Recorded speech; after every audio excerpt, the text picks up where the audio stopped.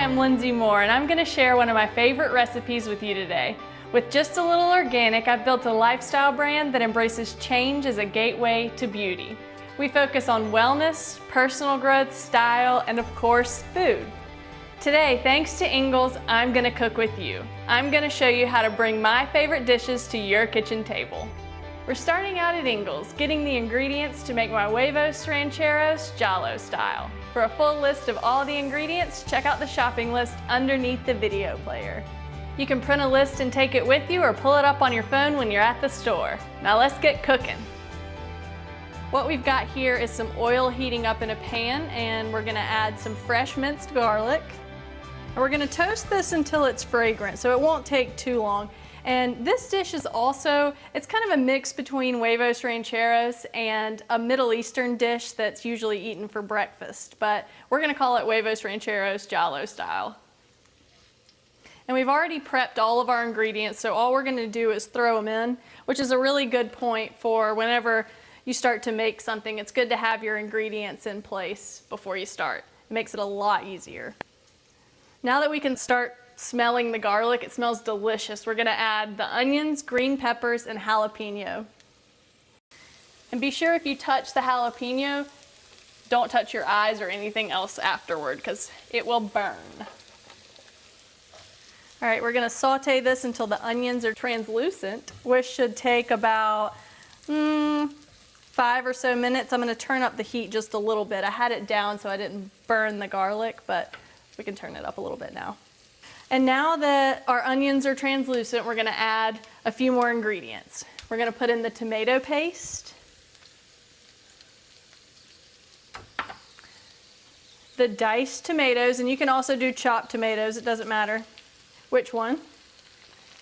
We're gonna add in our beans. This is just a can of beans rinsed. We're gonna give this a stir first.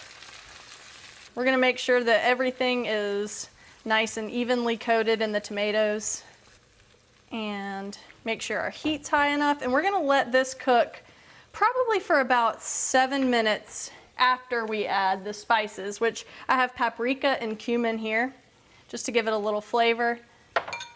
And then a little bit of salt and pepper. And the last thing we're gonna add to this is our cilantro. And we're gonna leave a little bit for the end for garnish. And a little bit of sugar. It'll just help balance out the acidity in those tomatoes, and it's a really nice touch. All right, so once we get this all incorporated, we're just gonna let it sit here for, like I said, 7 minutes or so, and we'll be right back. Okay, now we're back, and our tomato mixture's been cooking for about 7 minutes or so. And we've also tasted and seasoned it with a little bit more salt and pepper, so I really encourage you to taste it before you start this next step.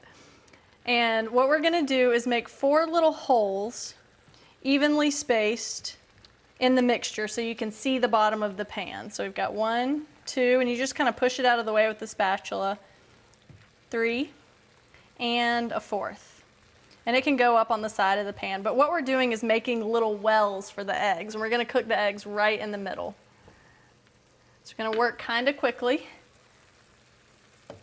and crack 1 egg at a time. Try not to get any shell. Got 1, 2, and then last one.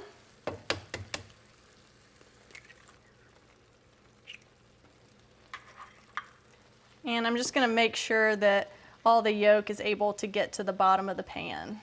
All right, and then we're gonna sprinkle some cotija cheese on top. You can use queso fresco too, but I really like cotija because it's really salty and tastes really good. It adds a lot of oomph for just a little bit of cheese. So we're just gonna lightly sprinkle. You can leave this off if you don't do cheese, but if you do, I highly suggest it.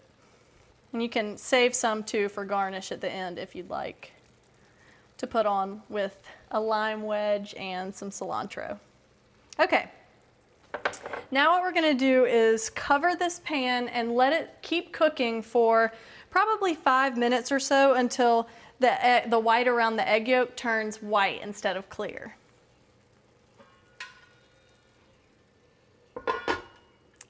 And we'll be right back again. All right, we're gonna check and see if our eggs are done. And they are. You can tell that they're white and they look delicious. So I'm gonna turn down the heat, and the way I serve these usually is just straight from the pan. I'll get a bowl, I'll scoop out one egg and get a bunch of vegetables around it. And today we're gonna top them with a squeeze of lime, some cheese, some cilantro, and some avocado. And you can just let whoever's eating with you put their own stuff on their own bowl. We're all out of time for today, but if you want recipes, videos, photos, and more, check out inglestable.com.